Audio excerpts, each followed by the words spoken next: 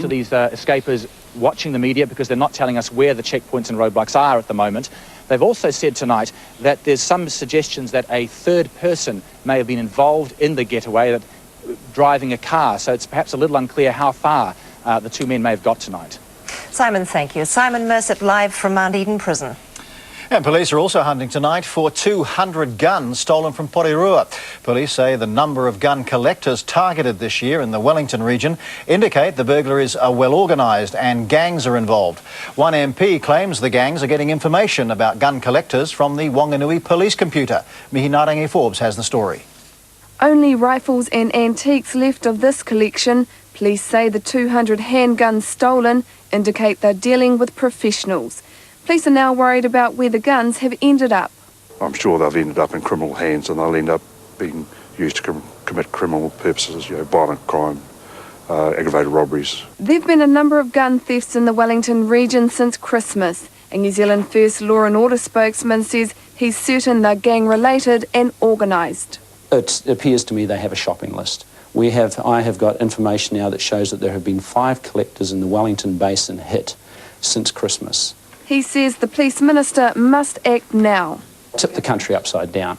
Find these firearms. Don't muck around. We've got 200 handguns out there in the hands of crooks, crims and gangsters. Ron Marks also claims that criminals are getting information about where the guns are stored from the Whanganui police computer. But the police minister's rejecting that. But if Ron Marks got evidence of it, he should produce it. I challenge him to produce it. Rather than just jump on a story and try and hype it up. The minister says New Zealand's gun laws are outdated and a select committee is looking at those laws now. He says there could be new laws within the next couple of months. This is a sophisticated professional operation.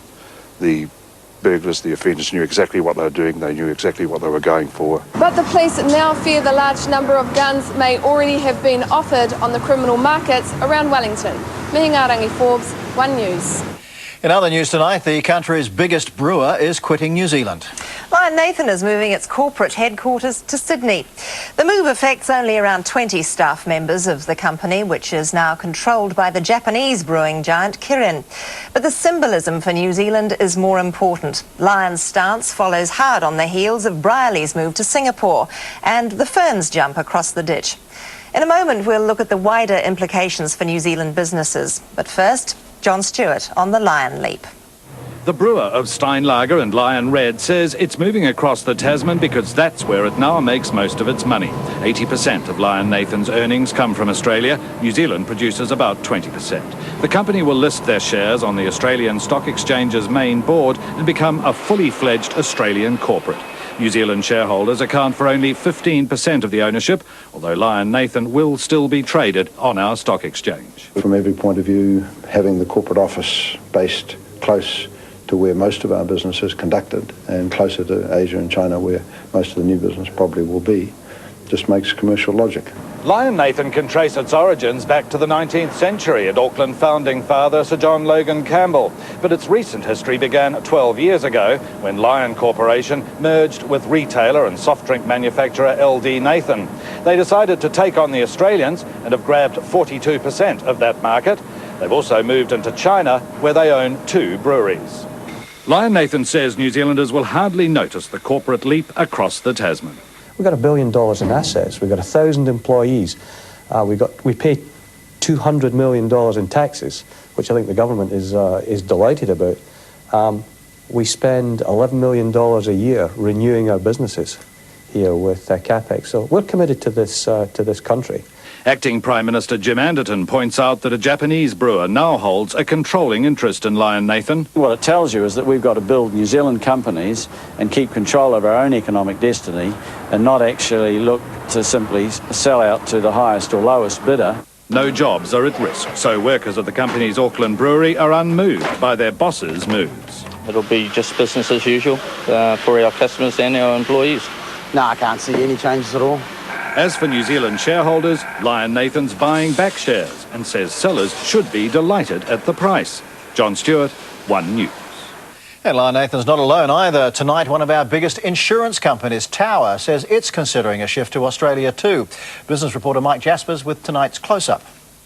Lion Nathan won't be the last to shift as Kiwi companies get bigger. So it makes good sense for them to actually be based where their bulk of their business is. Insurance company Tower could be next. 60% of its business is now Australian. There's no doubt that the Australian part of our business is growing faster. It's something we constantly have to keep under review. Chemical giant Fern's, now called New Farm, made the leap last year. It's really not an abandonment of New Zealand, it's just a sort of a market shift. There's a bigger market, a bigger capital market, and a easier base to operate our global business from. And with our government raising taxes and changing the employment and ACC laws, Australia's looking even more attractive. If the cost of doing business, for example, in New Zealand were to rise dramatically, then, this will be a very important determinant on this decision in the years ahead. But some small shareholders don't like the trend. It's tough for the small shareholders because they are right at the end of the food chain. David Underwood's a long-suffering Briley shareholder. Briley's moved to Singapore closer to the Asian shareholders who control it. That means small Kiwi shareholders like David Underwood can't get to annual meetings. It gives the little shareholders and the big shareholders a chance to have a whack at them and make them answer the questions. In the last decade, many New Zealand companies have moved away or been sold overseas. Most of our banks are owned by Australians, and Fletcher Paper will soon be operated from Norway, home of its new owners. But shifting head offices needn't be such a bad thing. And it's just the fact that we've got companies in New Zealand that have gone overseas, have succeeded in those markets in terms of growing their revenues there, and it just makes logical sense for them to make that move. We may lose some jobs when head offices shift overseas, but shifting should help a company perform better, and that means shareholders should expect a higher share price and higher dividends, in theory. Mike Jaspers, One News. But there is good news for New Zealand-based business tonight. The New Zealand Dairy Board is investing in Australia's second biggest dairy company. It plans to buy a 25% stake in Bonlac Foods. The two companies will set up a new joint venture company, making it the biggest dairy business in Australasia. 5 years ago tonight, the country was trying to understand what went wrong in an idyllic West Coast forest. On that horrific day, 14 people died when a viewing platform collapsed at Cave Creek. 4 others survived. And today, survivors and families of the victims returned to the site. They marked an anniversary they'll never forget and asked why no one's been held accountable. Hamish Clark reports. People know Cave Creek, but they have no idea what it looks like and feels like. And the irony is it's a really beautiful place and it's a stunning place. But, it's also incredibly sad. It's a really sad place. 5 years to the day and to the exact hour, a father still mourns his lost son. I actually know that that's Jodie's last place. I saw it in the photo, so that was really important that I could put that there. Family and friends returned to Cave Creek to remember loved ones that never came home. 14 died when the viewing platform plunged 33 metres to the forest floor. Yes, if you imagine on the day, it was just incredibly blue sky, hot, but as the day went on, it got colder and colder, and the helicopter was just making the people on the ground even colder. And apparently, it was like a war site. One of the rescuers said it was worse than Erebus. He'd been at the Erebus site, he said it was just worse than that. It's very unforgiving. I mean, it's just sharp rocks. There's no soft place. It's very unforgiving, yeah. Unforgiving too, parents who still believe Doc should have been held accountable. I fully believe there should have been manslaughter charges and that. And I will always believe that to the day I die. I can't see that ever happening. A stone memorial at the beginning of the track pays tribute to those who died. At the site, some etch the names of loved ones into rocks. I'd like to be back here on the 10th anniversary. That will be another milestone for me. Hamish Clark, One News. Justice Minister Phil Goff has already revealed he wants to change the law to enable government departments to be prosecuted. Following the Cave Creek disaster, South Island Police recommended that Doc face criminal charges. Coming up on One News, a Singaporean standoff. Helen Clark talks tough on trade. Tough luck for an armed robber as he's forced to flee empty-handed. Outstanding in their field, the cloned cows drinking from the fountain of youth. And the beefiest hunks in New Zealand take to the cattle walk. Well, we're looking for the same as what we're looking for in a beauty contest, really.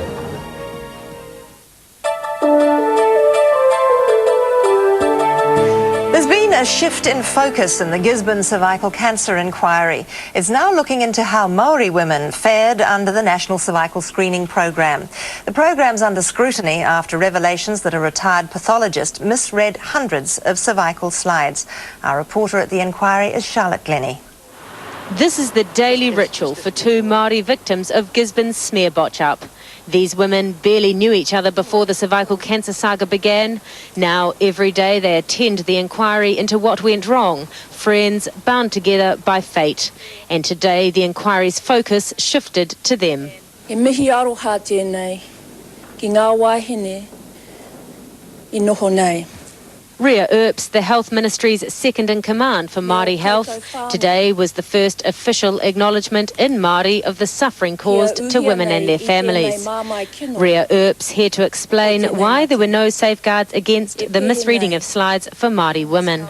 This inquiry is a sad reminder that we cannot be complacent about our achievements and our need to recognise that there is much more to be done to enhance the health and well-being of Māori women. Ria Earp told the inquiry it was always hard to get Māori women enrolled on the National Cervical Screening Program because of their spiritual beliefs, and in particular their modesty about the pelvic region. Still, today the inquiry's been told Māori women in this high-risk cervical cancer region enrolled onto the screening register in their droves. Yet, little did they know the system would let many of them down, and their lawyer wants to know why. So would it be fair to say that the emphasis for the ministry was on getting numbers on the roll and on the register, and not particularly on what quality of service was delivered? I think the main emphasis was on getting women to participate in the program, yes. Would you consider that the ministry was under an obligation to ensure that what was provided once they were on the register was safe? The benefit of the screening program needed to outweigh the potential harm. Few Māori women sit listening to evidence at this inquiry. These two plan to be here every day. Charlotte Glennie, One News. An Auckland employer who has to pay compensation to former clothing workers from Thailand has declared herself bankrupt. The Employment Tribunal has ordered Wilawan Sivorabong to pay $250,000 to 8 Thai women. The women had complained they were being exploited and made to work long hours in appalling conditions. The Labour Department says it's looking at other ways of recovering money owed to the women. A free trade agreement between New Zealand and Singapore is on hold tonight. Free trade between the two countries was floated last year, but a new proposal from our Prime Minister has thrown the deal into jeopardy. From Singapore, political reporter Duncan Garner has more. Helen Clark's round-the-world trip continues, now in Singapore and meeting Prime Minister Goh Chok Tong. The big issue here, securing a free trade agreement between the two countries, potentially worth millions to New Zealand exporters and businesses. Talks began last September. Now they're effectively stalled. There are some things the Singaporeans aren't terribly keen on giving way on yet, which would be fairly important to New Zealand. Helen Clark wants New Zealand businesses to gain access to the lucrative Singapore service industry. Right now, to get work here, businesses need to get official residency. Helen Clark wants Singapore to drop that requirement, yet it's not keen. The big issue for us would be access to the Singapore service industries. That means that for our architects, engineers, urban planners, environmental consultants, all those kinds of people would have an opportunity to practice freely here. It would be a coup. It would mean, for instance, New Zealand businesses could gain contracts in Singapore, yet, for example, work out of their Auckland office. Helen Clark says free trade agreements in the past haven't fully benefited New Zealanders, and she wants to get this right. So I think the question will be, is it an agreement signed quickly that doesn't necessarily go very far, or is it an agreement that takes a bit longer that might have a bit more in it? Helen Clark's basically playing hardball with the Singaporeans. She's adamant she won't sign any agreement that doesn't fully benefit New Zealand. In diplomatic circles, the Singaporeans are not impressed with her proposal, and it seems there's months of work ahead to break the stalemate. Duncan Garner, One News, Singapore. Writer and feminist Germaine Greer is recovering after being attacked by a female stalker. The woman broke into her home, tied her up and attacked furniture with a poker. Ms. Greer was freed after friends heard screaming and called police. You can see that I'm not hurt, that I can walk, more or less, and that I haven't lost my sense of humour or even my tolerance for dreadful behaviour. Police have charged a 19-year-old university student who's said to be obsessed with the Australian-born writer. Scientists in the United States have cloned 6 cows and say they may have discovered a true fountain of youth. Researchers say the cloning process has turned back the ageing clock in the cells of the 6 heifers. They say they could be the longest living cows on the planet. And for humans, it could have profound implications. That could mean that many of the chronic diseases of old age might not occur until age 150 or 160, that an adult would have the immune system of a teenager, and indeed possibly even the reproductive lifespan or reproductive period of a human could be extended to, say, 60, 70, or even 80 years. The scientists say they don't want to clone whole human beings, just young cells or organs to be transplanted back into people. Well, it's the good genes that are in demand in Hamilton this weekend. The farming equivalent of a bull beauty contest is underway. And on display, 3 bulls whose frozen semen is likely to earn more than $4 million. Kay Gregory reports. While the curves look a bit chunky, this is as close as you'd get to a Miss Universe contest down on the farm. We're looking for the same as what we're looking for in a beauty contest, really. It'd be hard to pick one, they all look good. A beauty pageant with a difference. All the contestants are bulls, and their figures don't count as much as capacity does. Some, like Panache here, could produce more than 80,000 straws of semen for the spring 2000 dairy mating season, at up to $20 a straw. The demand will outstrip the ability of the bull to produce enough semen. To the average townie, all bulls look much the same, but the farmers here know exactly what they're looking for. A good capacity, I like that in bulls. I'm looking for a top milking speed. No, I would put a lot of emphasis on a good udder. Farmers usually buy their bull semen through a catalogue. Today's a chance for them to see some of the top earners up close. They will earn probably between $1 million and $1.5 million each of those top 3 bulls in this breeding season. Not bad for doing something that will be over very quickly. Kay Gregory, One News. Well, just ahead, a track safety record under attack. Rail workers demand an inquiry. Plus, the biggest beards of boogie and blues come calling.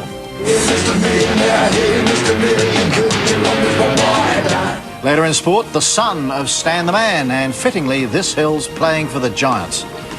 Plus, a couple of big whoppers weigh in for the heaviest heavyweight showdown.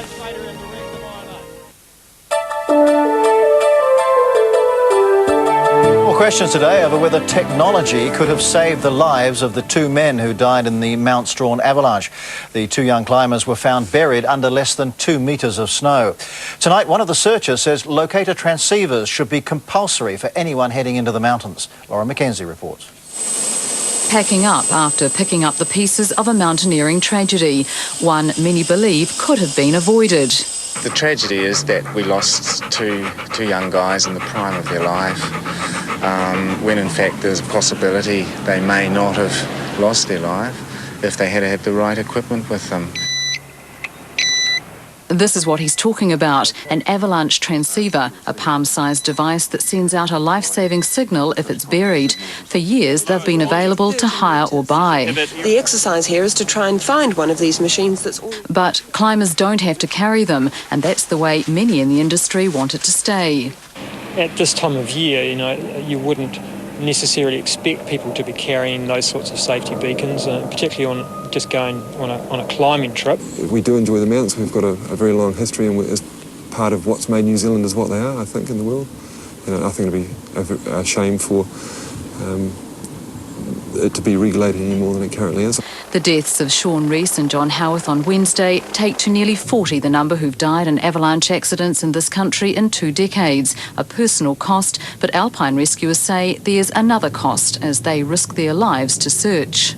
If something does go wrong, you're going to have other people involved in the same situation that you're in. And is that fair, really? Memorial services will be held next week for the two who died on Mount Strawn, and in all the debate, most involved still praised the efforts of the two who survived. Lauren McKenzie, One News.